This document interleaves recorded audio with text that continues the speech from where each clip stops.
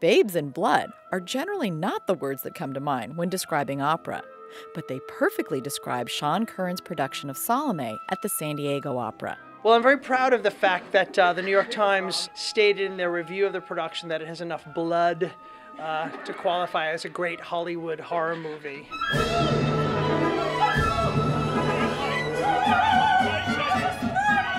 When we first started talking about this, I said I wanted as much blood as there'd be in a Quentin Tarantino movie. We deal a lot with blood and body parts and chopped off heads. Wig and makeup artist Stephen Bryant tackles the challenges of Salome with glee. Now, when you started doing wig making, did you ever think you would be doing, like, severed heads?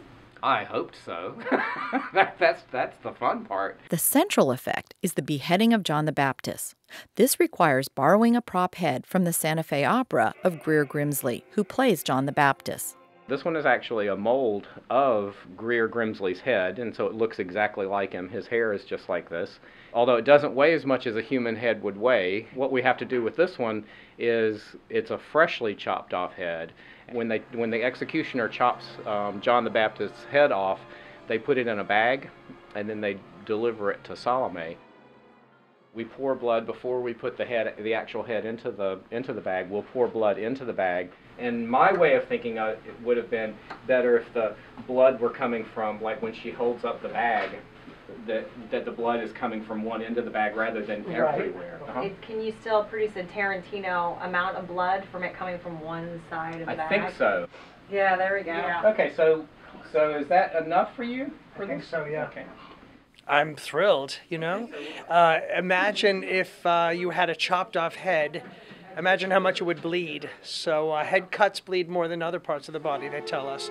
So this has to look real, it has to look right, and they did a great job.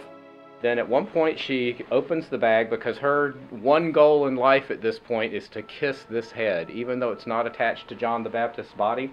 And so when the head is pulled out, the hair is dripping with blood. But then we want her also to be able to have a little bit of extra blood when because her aria that she sings with this is about 20 minutes long. And we need some blood towards the end of the aria that can drip down. So we've got special sponges inside the back of his head that we wet with blood. This is the sponge head blood. These sponges will have blood in them. There's one on each side, and when she holds the head like this, she can then just take her hands and squeeze the sponge, and more blood will come out onto her hands and roll down her arms and hopefully off of her elbows is what we're hoping. Now we're going to let Vicki take the head out of the bag. Peels the face out like that. Oh, it looks great already. So don't squeeze the sponge yet. Yeah. The sponge is for the end. Okay. Because we can let it drip a little bit, get on her, and the sponge is when she feels like it's getting dry. When It's the reserve. Yeah. And now, like if he was a baby, cradle him. Yeah, and you could squeeze a sponge now. And to try to get it on your shirt. So what will happen for her? Yeah, it's happening. That is great. We have some other special blood that's edible that has peanut butter in it that we put inside in the mouth and on the head's face so that when she kisses the face, she gets blood all over her also. They've kind of done this recipe for the blood to be the exact perfect color under the lights because the lights will change the color of the blood. It could look exactly like blood to us, and the color of the lights could make it look from stage like it's not really blood. So this is a little bit browner than most bloods, but it's still, and it's very, very thick. It's really thick and syrupy, and it's edible.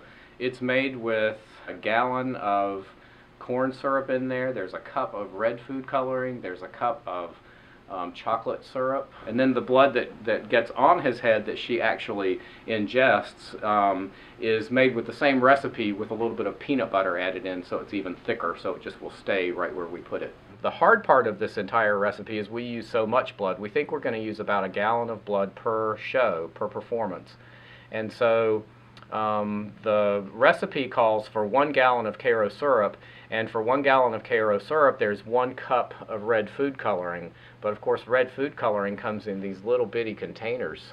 But then today from Smart and Final we found a gallon container of red food color, which this should last us the run of the show, I think. There's only about 2 or 3 tablespoons that I put my hands in, but she's got a quart or 2 in the bag And so she's going to be getting it absolutely everywhere, we hope.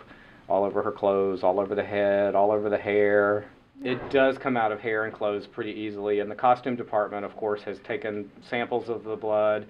They have a steam cleaner that they clean her costume with every night. Blood gets all over everything, from singer Lise Lindstrom in her costume to the stage that needs to be mopped up each night. And of course, it gets on Greer's head. It has to be cleaned each night because the hair is soaked in the blood. Yeah, it's part of the thrill. I think it's part of the excitement.